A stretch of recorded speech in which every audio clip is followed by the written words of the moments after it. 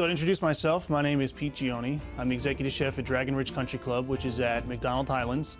It's a very exclusive, very high-end private country club. There we have 3 restaurants, which are private, and we also do public banquets. Chef Bob came into my steakhouse and he had dinner with me one night. And we got to talking about the menu, we got to talking about organic food, we got to talk about the greenhouse. And he was telling me about his show and invited me on today, so here we are and gonna do some dishes with Chef Bob. Bonjour, welcome to Chef Live. My name is Bob Fromage, and today I am here with a good friend of mine. This is Executive Chef Pete Ghione, and he's going to show us how to make something that is not only delicious, but healthy as well. Why don't you tell us all about what you are going to make today? I for sure will, Bob, thank you. So today what we're gonna make is what I call a last-minute vegetable minestrone soup. And to give you a little bit of history about that, is that the longer you cook vegetables, the less nutrients you get out of the vegetables. And so by adding the vegetables at the back end of the soup, we're gonna have a nice, healthy dish. And the idea behind this dish is to create an alternative soup to something that most people are very familiar with, minestrone soup. So with that soup, we're going to again start with the broth and a little bit of garlic, because garlic is the basis of a lot of things. I love garlic. I put garlic in almost everything. I can smell. Wow. So what I'm using is all organic ingredients. And the idea behind organic ingredients is that there's a lot less chemicals and pesticides in the ingredients, and also the care that's taken to grow the vegetables, because the soil needs to be very, very nutritious, very rich for the vegetables to grow, that there's a lot more flavor in the vegetables itself. And actually all the ingredients, whether it's animals themselves, if it's celery, if it's carrots, even sea salt is a natural ingredient. There's no chemicals and that sort of thing in the salt itself, so it's very pure. So we're looking for pure flavor, pure ingredients, and we're going to continue with this. So I have a little bit of olive oil in there, and generally I'll use a blend of canola and olive because it smokes less. It has a lower smoke point than olive oil. So for this, I tried to smoke oil one time and I got arrested. So it's probably good to have less smoke. well, if you're going to smoke, at least leave the windows open. Of course, of course. So here we go. We have the nice sliced garlic, and the garlic is something that we're going to add first because it's we want it to toast and get the flavors in that dish. Of course, garlic is my favorite. I told you that. So if we get more flavor, I say better. There we go. So then what we're going to add is organic tomato juice, and I'm using a canned product because it's important to know that this stuff is very easily made. It's very quick to make, and it's all readily available. So in general, families, when they look at these recipes and they go to cheflive.com and they take a look at the recipe and they put a lot of effort into shopping, creating the ingredients, prepping the ingredients and cooking, that sometimes the kids get forgotten. And kids will be left with macaroni and cheese, they'll be left with fried chicken fingers or something along those lines. That is not good because the kids today are so unhealthy and it's not good. We don't like that. Exactly. When children are young is a time when their habits for the rest of their life as far as food's concerned are really developed, and what we teach them now is going to impact the way that they eat for the rest of their life. As in my country club at Dragon Ridge, I spend a lot of time now creating menus that are alternatives like this, something that people are very familiar with, is because that's what they're used to. And for them to think eating healthy, they're going to think less flavor, they're going to think less excitement. They're going to think that they're forced to be on a diet, which isn't the case, because there's a lot of great things that you can eat that are healthy. It's just about choosing the right ingredients and how you prepare it, because sometimes, for example, vegetables can be very healthy for you, but if you cook them too long, then it's gonna take away a lot of the nutrients, a lot of the purpose of the vegetables themselves. See, so it is not just what you prepare, but how you prepare it. Exactly. But I will say this, though, that if you overcook the vegetables in a soup such as this, it's definitely a lot better than eating a cheeseburger. Of course, of course. So no matter what, you do okay. So if it takes a couple times to practice and get the soup right, it's not a big deal. At least you're making the effort to do things right. But you show us in a simple way, so everybody at home can make it, and it will be so simple. Juicy. Very simple, very easy knife work. What I have here, as the broth is heating up, is that we have the carrots, and I've kind of put them in order as far as the density of it. So carrots I've cut, you can see I cut a little bit smaller, because it's going to take, they're a little bit firmer. So they're going to be the harder vegetables. So I want those to go in first, so they soften up just a touch. So it's not raw, but it's again last minute. The celery as well is a little bit softened progressively, including the white beans that are pre-cooked already, and a little bit of cabbage that goes in at the end. So once this comes up to a boil, and this is 3 parts of tomato juice and 1 part chicken stock. So depending on the quantities, again, cheflive.com has those recipes there for you. Because now, Pete, I heard a rumor that not only do you cook with healthy foods, but you also try to protect the environment as well. You shop locally a lot. Exactly. Why? Well, if you consider the amounts that 33% of the world's greenhouse gases is caused by food service, and that's everything from what it takes to raise cows on the pasture, from growing the food that they eat, to transporting the food to the farms, the production plants that actually create all the pesticides and preservatives, the employees that it takes to go to work in those plants, all those things, between transportation, between harvesting the fields, between the gases itself from the animals, and the processing of animals, all those things go into our environment, into exhaust, into fumes, and again, that's causing a lot of greenhouse gases. So to avoid that, several things that you can do. One of the things that I'm working on is building my own greenhouse so that I can grow tomatoes, I can grow the vegetables that you see here with the squash and carrots, and with that, then I'm walking out to my farm. I'm not driving anywhere. I'm not having these tractor trailers come in and bring loads with me at all, or to me at all, so that I can create localized product.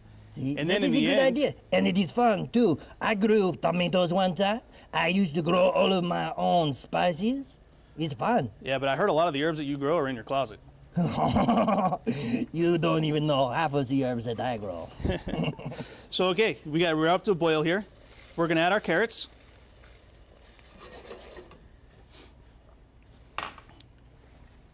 We're gonna add our celery. There is no reason for the order. There is the order, and that's what I explained as far as the density of the vegetables. Yeah. So they soften up a little bit, so in the end, everything is cooked very evenly. Of course. So one's not harder than the other. You are clever man. Well, thank you. You're welcome. So the beans, we're gonna add just a couple tablespoons of beans here. Now one of the ingredients that I left out of the soup is potatoes. And potatoes rate on the glycemic index, they rate very high, which means that they have a lot of sugars that the body processes, and it creates a spike in blood sugar. And then once that spike peaks, it drops down to about the equivalent below the normal level of blood sugar. Wow. So it creates a lot of mood swings. It plays a lot of games with your digestive system, with your internal organs, and cooking very low glycemic is very diabetic friendly. A large amount of people in this country are diabetic. A lot of causes, again, are from what they began to eat as children. It is amazing, the simple things that you can change or not cook to help with that. Exactly. It's a surprise to me that people don't do it even more. Well, the problem is really education. Of course. And if you don't know some of the statistics out there, then why would you change? Because if you enjoy what you eat, there's really no reason to change. But knowing the history behind the food, where it comes from, the chemicals that are inside it, and knowing what other ingredients, alternatives that there are out there, all that can really help you make an educated decision for you and your family, most importantly. This is true, so pay attention. What we teach you today will save your life. And what I'm going to do now is our soup is ready. I'm going to chop up some sweet basil there. So when we come back, I'm going to plate up the soup. We're going to start our salmon dish. We're going to let the pan heat up while we're at break. And while we're at break, it's a good time to go to cheflive.com, check out this recipe and the salmon dish coming up. See you in a few minutes.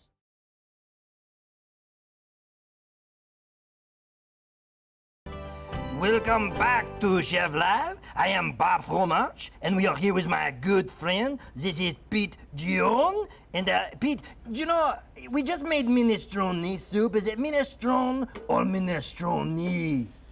It's minestrone, like my last name is Ghione, not Ghione. Oh, I only said it like that to exaggerate my example. I see. Very nice. So we're finishing up our last-minute vegetable minestrone soup. And just to recap, we added the vegetables last minute after the broth was already hot and made, so that they retain a lot of their nutrients. So by cooking vegetables all the way through, they have a tendency to lose a lot of their nutrients. So we're going to finish this soup up, and how we do so is we're going to ladle some right in the bottom of the bowl.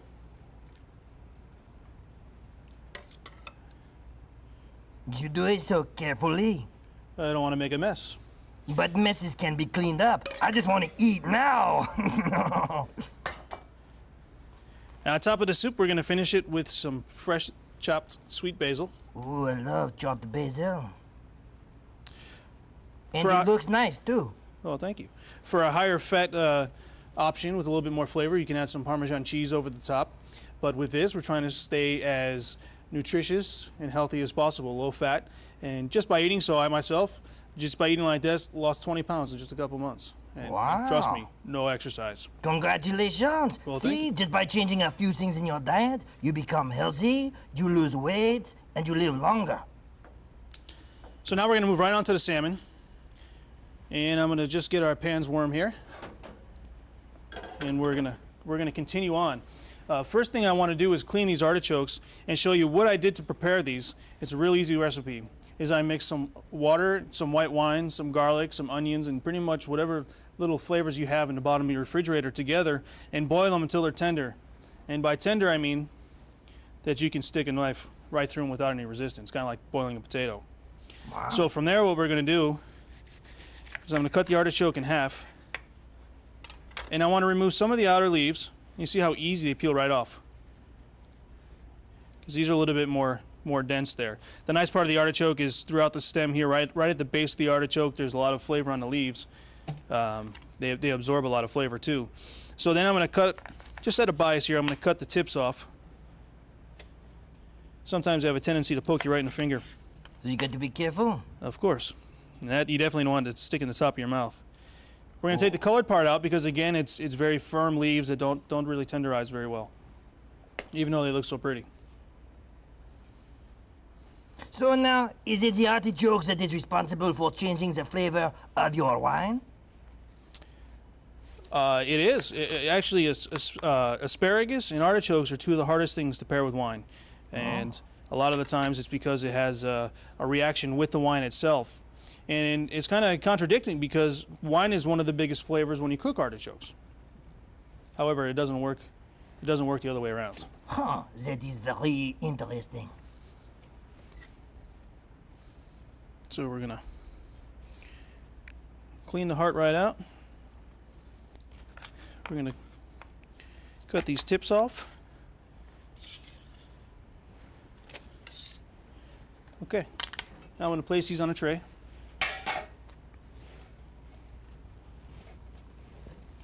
And then we're going to add a little bit of oil to them,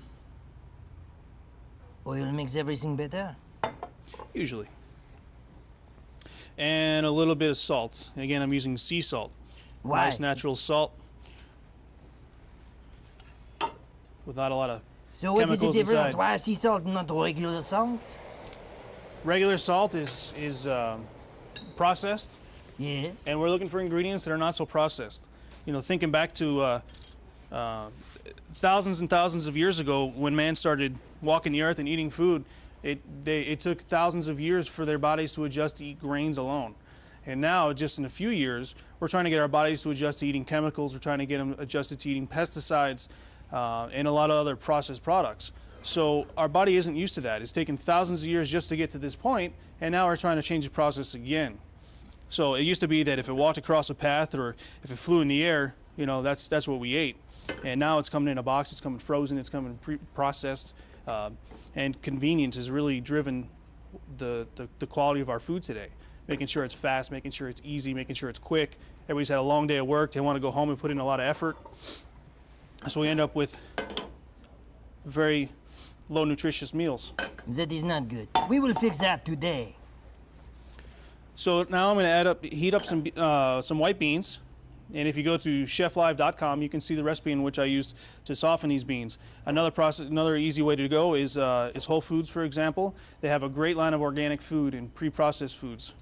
That they do. That is very true. So we're gonna let those beans heat in their own natural juices.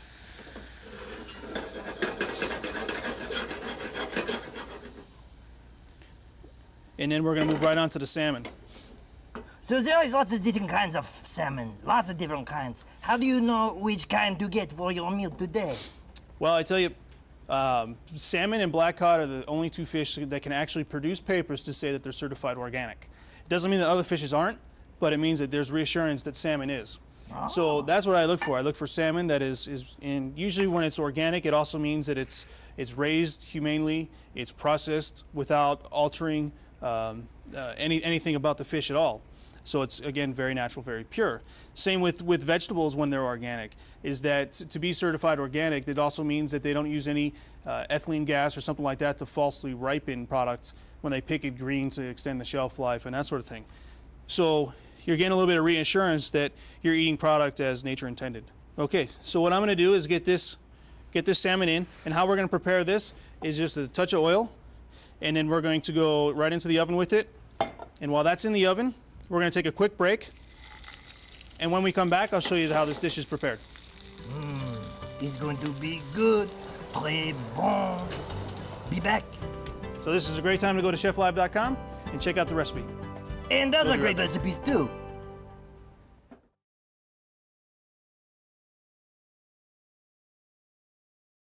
Welcome back to Chef Live. I am Chef Bob. This is Executive Chef Pete. And we just made some salmon. How is it now? The salmon's about ready to come out of the oven. So what I'm going to do is first, before we take that out, is finish up our white beans, which again have been cooked, and you also have the option to buy these organic pre-cooked ones that are excellent. Okay, So awesome. to finish this up, very simple. I'm going to take some fresh picked parsley. You know, tell you a little history about parsley. The ancient Romans used to say that they can kill their enemy by picking a bush of parsley while speaking their name. It's kind of like saying Picking Chef a Bob. bush of parsley. Chef Bob. Chef Bob. It doesn't work. Are you drunk? I don't drink. Oh. Not even if it's organic? Not even if it's organic. You know why? Because I used to drink too much. Oh. So you quit. So my liver was like foie gras. Okay, so we finished with our parsley. We're gonna add that to the beans. Look at that. Thank you. Thank you very much, man. That was Elvis Parsley. Thank you very much. Pete, Okay, very Pete. nice. Yes, sir. that was a joke. I heard. I laughed. Okay, so first we're gonna take our artichokes out. And these babies are ready to go. So we're gonna go right into our plate. We're gonna put our artichokes down.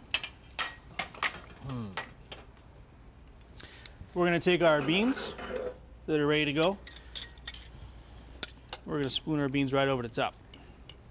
Oh my. Looks so good when you put them together like that.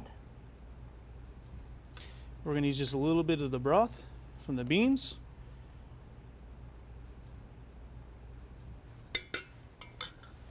I'm gonna set those there so you can smell them, Bob. They smell great. Next, we're gonna finish by taking our salmon out. And see the salmon, we've cooked it on the skin side the whole time. We left it on.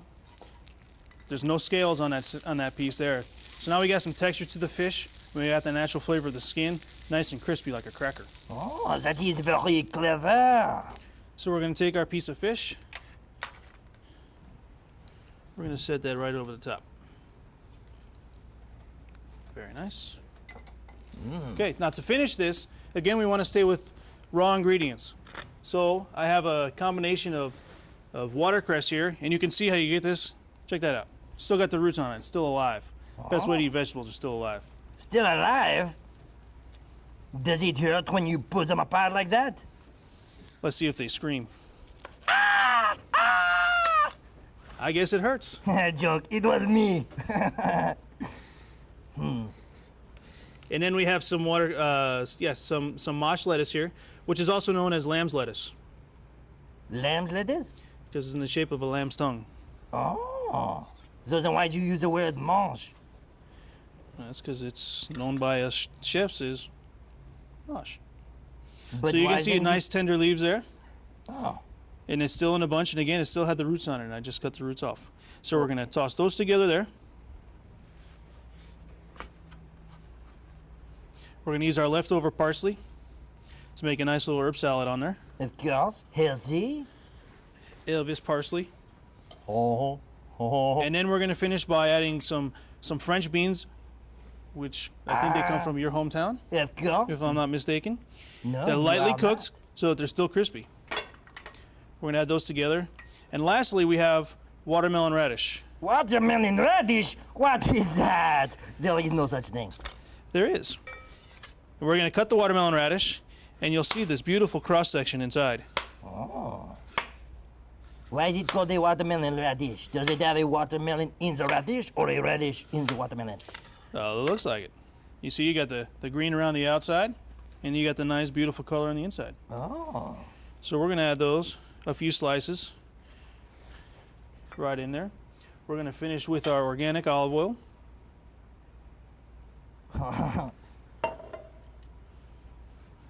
A little bit of sea salt, Of course. and some fresh cracked pepper. Why cracked pepper? Why not regular cracker?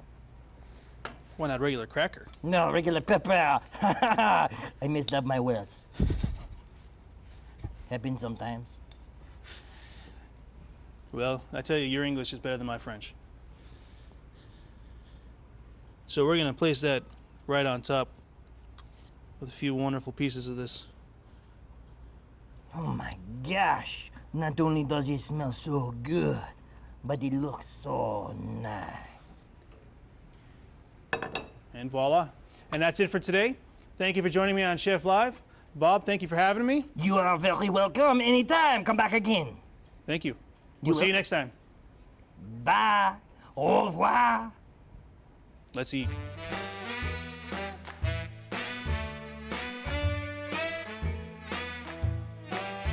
One scotch, one bourbon, one beer.